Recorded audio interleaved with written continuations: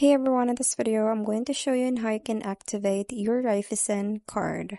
So there are multiple ways on how you can activate your card. So let's start with the first one, which is to activate your card online in the mobile banking. So in the main page, you just have to select the card in the product overview and click activate. So you will just see it in there. So you will just have to click on it and it will activate the card.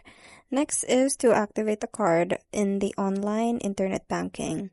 So you just have to select the card in the main menu cards and then click activate. And lastly is to activate the card with the first transaction.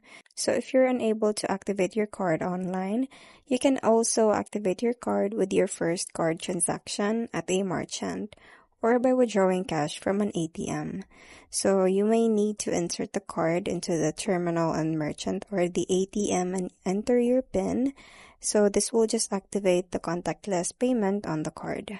So that's pretty much it. I hope you find this video helpful. Thanks for watching and I'll see you in my next one. Bye!